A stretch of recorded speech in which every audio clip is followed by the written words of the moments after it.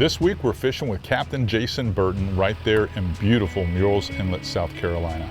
This is one of the most prolific low country destinations that you can ever visit as an inshore angler. Not only do you have the typical creeks that bisect the salt marsh everywhere, but you have a beautiful pass there with big rock jetties, and the beach just provides endless opportunities to catch fish.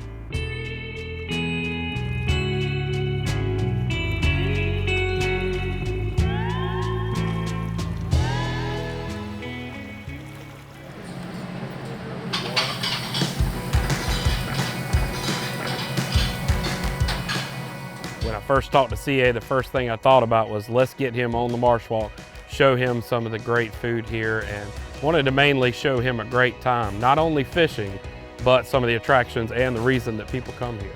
What do you think the game plan is going to be tomorrow? Because I'm looking at the weather and it's going to be pretty cold. And I mean, with a big front coming like that, that's not going to shut the bite down, is it? I sure hope not. But here in South Carolina, we're not used to these mornings with it being 40 degrees. It may slow the early morning bite down. We hope not. I'm hoping that we can start out with a nice topwater bite. And then once that happens, we could transition to a little bit more jetties fishing. I know for a fact that there's a lot of bait migrating down the beach, and I think it'll set up nice, especially for the incoming tide. And then once that tide peaks out and starts falling, it's time to head to the creeks and see if we can chase some of those inshore species that we love, you know, the flounder, the trout, and the redfish. If you've got a plan, I say we're set. So let's eat a good meal tonight, get up in the morning, see what happens. Perfect. I think it's going to be a good day. I think we're going to have to move a lot, slow our presentation down, adjust for the cold, but I think we're going to have a great day. I'll slow you down, I promise. Cheers. I'll cheers to that. Chris.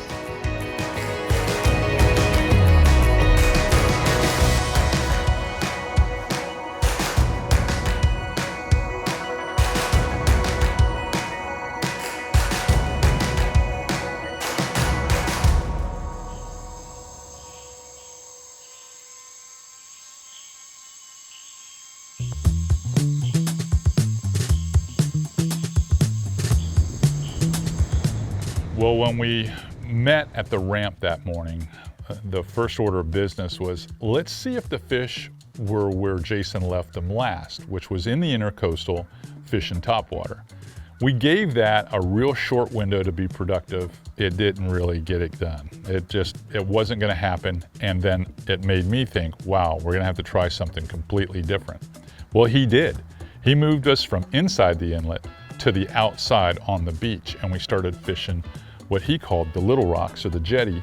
We fished between there and the beach itself. I see the birds working hard, lots of current, looks like a big, huge upwelling here. Is you've got the bigger rocks, which that's basically the entrance to get out in the ocean. But here up on the beach, they've got these smaller rocks. The Army Corps of Engineers, they left these rocks smaller because they want the tide to flow across. But as you can see, there's bait and birds working pretty heavy in the ocean. And what happens is when that bait comes across the rocks, it sets up a perfect ambush spot for a predator fish, you know, redfish, trout, bigger bluefish, Spanish mackerel, even flounder on the bottom. So the buffet line is coming in, and hopefully we're on the receiving end of it. Yeah, let's hope so.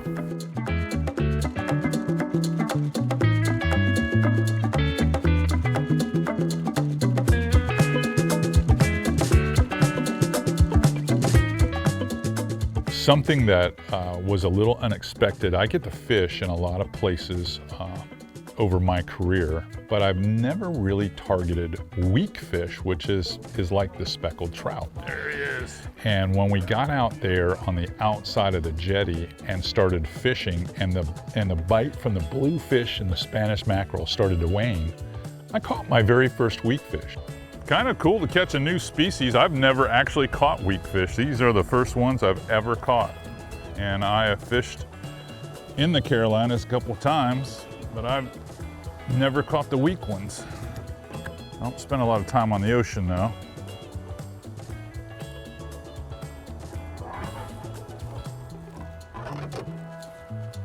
All right, off you go.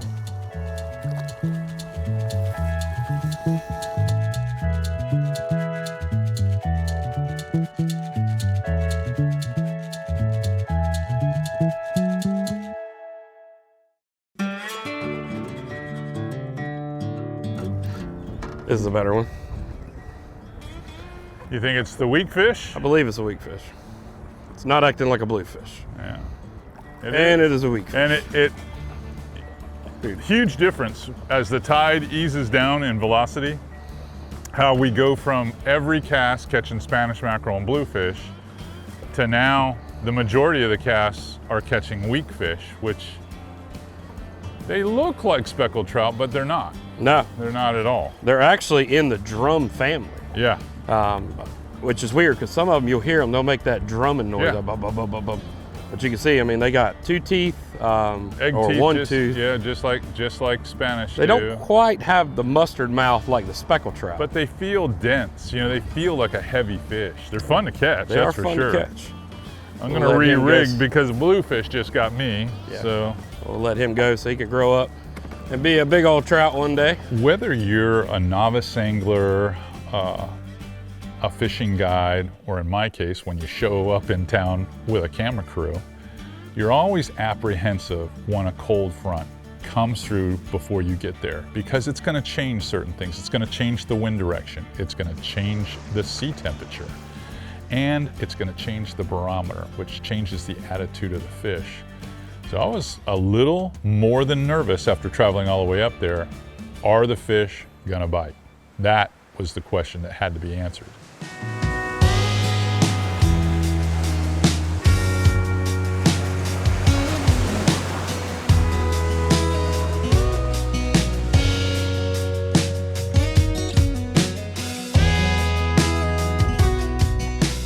Get him. As soon as I stopped it. There's a good one. Oh, look at the size of this fish. As soon as I stopped it. There it is. I got a net up front if you want it. Sure.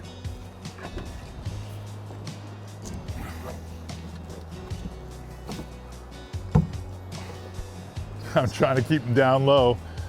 You don't want them shaking that head. They'll throw Ready? that hook every time. I'm gonna bring them up quick. Woo! There we go. Look at that South Carolina flounder. That was a good one. I knew just as soon as I stopped it at the end of the pole, I was like, I'm gonna just stop it here for a second, then pick it up and see if someone's following it. Man, that is a good one. That is a good one.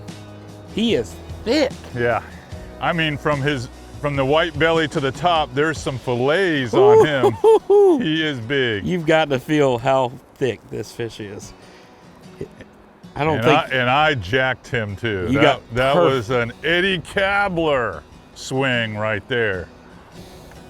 That, Jay, is a nice one.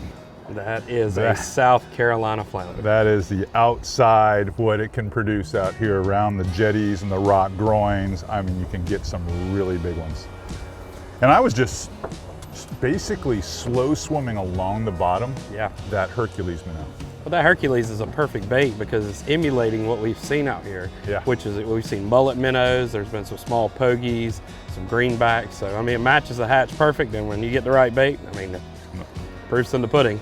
Nice little slow swim. And I stopped it once or twice just in case one was following it, that he would hit it, and he hit it. Woo! I gotta say, I'm liking this fish in here. I'm liking this Carolina fish. Well, we've had enough fun here.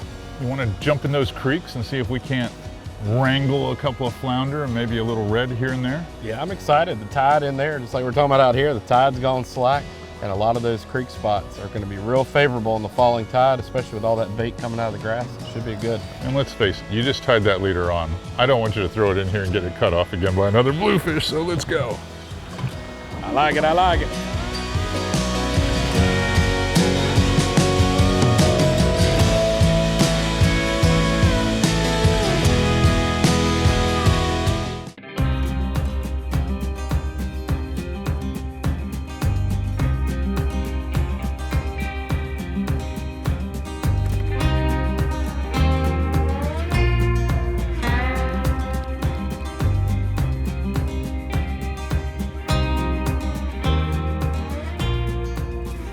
Got one? Yeah! He's not a giant, Hey, but that's their, he definitely wanted it on the bottom. yeah. And he's chilly. It's chilly out here. Yeah, he is chilly. What's a Cool. frozen flounder shake there? Yeah.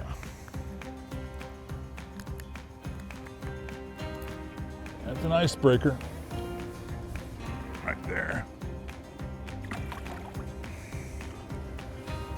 He might not have wanted to get on it, but as soon as I let him go, he raced out of there like Carl Lewis. Maybe the fish just needed to warm up just like we did. Whew. I think Murrells Inlet is one of the better flounder fisheries that I've ever been to. And that's definitely what most of the locals target for sure. You just hear the conversations at the marina, you hear the conversations at the bait and tackle, you hear the conversations at the Inlet Sports Club that we were staying at.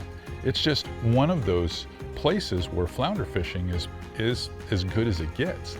Now, where you target them really is decided by where the tide height is or where the flow is going, whether it's in or out. That's what determines where you're going to fish for these flounder. Got him? Oh yeah. Oh yeah, hooked up. Oh. Feel like a better fish? Could be. That current's so strong. Dig, baby. Oh, Yeah, there you better. go. That's a better. Better. One thing I have learned is you got to keep these things deep, because if you let them get to the surface, Yeah, they'll throw that hook.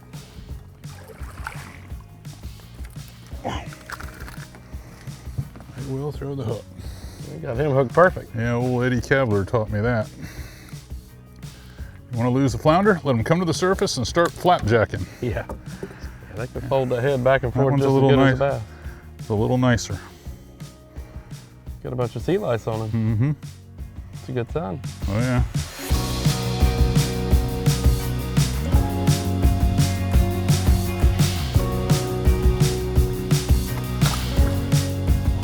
Woo. Many times, Jason shared with me, the big flounder could be anywhere. So there's not a particular zone where you can say, okay, well, all the big flounder live here and all the smaller flounder live there. That is not the case in that part of the low country. You could catch a 6-7 pound flounder in the back of a small tidal creek there, or the mouth of it. Or you could catch them at the jetty, or you could catch them out on the beach along a rock groin like I did in this episode. It just depends on where all the bait is that time of year, what they're targeting, and it depends on weather patterns. There's a flounder. Yeah. They set up behind us. Yeah, he's hiding. This is not a bad fish. Does it get the net time? No, That's not a bad fish. Bring he's it not over here. bad. He's just not a giant. Yeah, it's still a good fish, Yeah. man. I like that. It is a touch bite though, isn't it? It is. It That is was more, such a touch you know, bite. when we were out there by the girders, it was more bang. This was like tap, move. Yeah. Cold, buddy? A little chilly. Yeah. I'm just getting warm enough to take my jacket off now. Yeah. Look at the mud on his Yeah, belly. he got muddy belly. So usually when they got the mud on the belly, that kind of indicates that they're kind of sitting still. They're not moving around. Yeah. I mean, this fish, I mean, in my hand, he's a little chilly. Yeah, I bet. So these deeper pockets, you know, makes me think that maybe they've just came back here and sat in some of these colder spots. And He's a flounder popsicle. yeah, and all he's doing is waiting for something to swim by. 'Cause, That's they're right. ambush feeders, so they're opportunistic feeders. And it looks like he has taken more than one bite today, considering that the last bait he ate is still in there. Oh, yeah.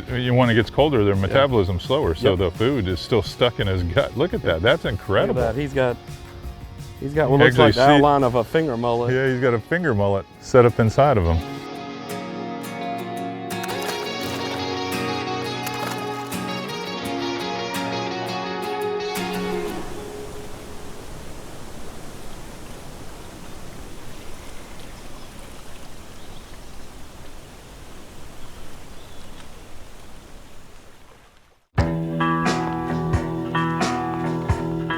when we rode up here, you said basically all this stuff moving up toward that bridge all turns to dry land on low tide. So are we sitting in like the hole where they're all going to have to fall into? Yeah, we are on the exit ramp to the interstate of a dead end road.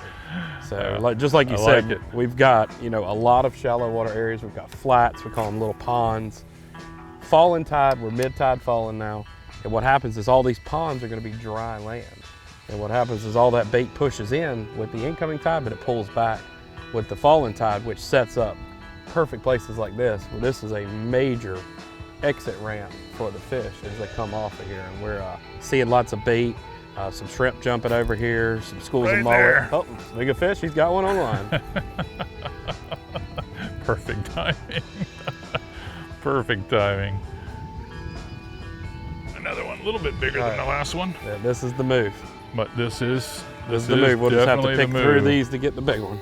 But they're just in here ambushing. As you throw into the drain, that's where they are. Look at the colors. I mean, they are set up to be camouflaged. Sit on the bottom. Yeah. Might be the best ambush feeder we have because you'll never see it. Yeah, no, you never see it coming. Well, our trip up there to Murrells Inlet, South Carolina with Captain Jason Burton was a big success. The tackle that we used is basically centered around being able to fish current. So a lot of those creeks, when the water was rushing out, there was a lot of current there. So you just can't fish any lure without enough weight for the size lure that you're trying to present. In this case, we wanted a much heavier jig head to really mate up with a smaller, if you will, plastic or Elastec bait, because you gotta make that solid contact with the bottom. So in my case, I was using a lot of 3/8 redfish eye jig heads with 4-inch jerk shags so that they would behave a lot like shrimp popping on the bottom. But I had to have that smaller body so it could get down in that current real quick and I could pop it off the bottom. Even when I was throwing the swim bait, I was throwing 4 and 5-inch long swim baits, the Hercules minnows. They're weighted like 5/8, 3/8 weight, something to get me down there so that I could make contact with the bottom, because you cannot catch the flounder unless you're right down there where he lives. Now, the setups that we were using, I had Jason using a spinning rod with some 10-pound diamond braid, and he was using 30 and 40-pound fluorocarbon, and I was using this Zodius. This is a 7-foot medium heavy action rod. It's very crisp. I've got a 200 Corrado here. I got it packed with 40-pound diamond Gen 3 braid. It's silky smooth. I'm able to make some long casts with it. And I have about 3 feet of the Illusion fluorocarbon, 100% fluorocarbon. I've got a really good record right now, track record, testing this stuff with abrasion resistance. And when you're fishing in current around oyster line creeks and even catching mackerel at times and those weak fish, you need a fluorocarbon leader that has some high abrasion resistance, and they make one. If you just employ some of these simple tips and tricks that Jason and I shared with you there at Murrells Inlet, South Carolina, you too will be on the path to success to catch more flounder this next season.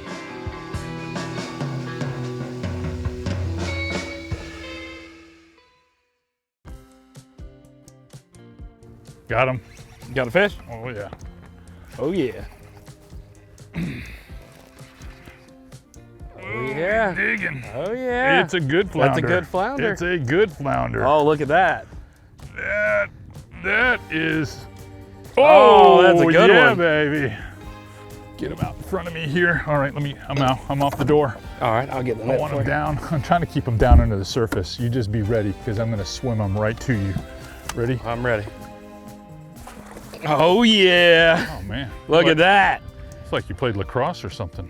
I've slapped a few flounder in my day. Look at that. I'll tell you what, you have showed us a great time here in Murrells Inlet. You really have. I mean, you've done a really good job. Well, I appreciate that. You know, Murrells Inlet's a cool place, you know. It is. It's small, but there's a lot of action between the creeks and the jetties and even our near shore. I mean, there's And let's not forget Marsh Walk. Yes. Marsh Walk's got some damn good restaurants. Yes. Yeah, if you're looking to come to Merle's Inlet, I would almost say that one deserves to come with us, but I'm going to say as a going away present, let's put him back in the water so that someday one of your guys can catch him. there you go.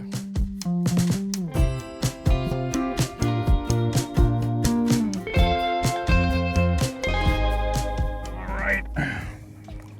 Back so another client can catch him. What a beautiful fish. All right, buddy.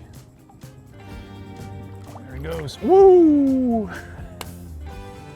That was awesome. That's a good time. That was awesome. I've had a great time here. Between dinner last night and all the great fishing we had today. And I guess I owe you dinner tonight. So we're gonna go again. We're gonna go again because that was awesome last night at Wahoo's. Between that and you setting us up at the Inland Sports Lodge, this has been a wonderful trip. Really has.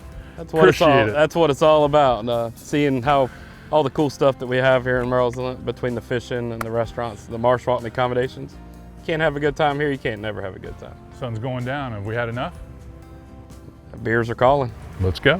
I got to give a big thanks to Captain Jason Burton and his team, his buddy Captain Chris, who helped us out as the camera boat operator, to all the people there at the Inlet Sports Lodge who gave us some great hospitality, and the kitchen staff and the servers and the manager right there at Wahoo's on the Marsh Walk. They did a fantastic job. In fact, I was so impressed, I'm sure I'll be back.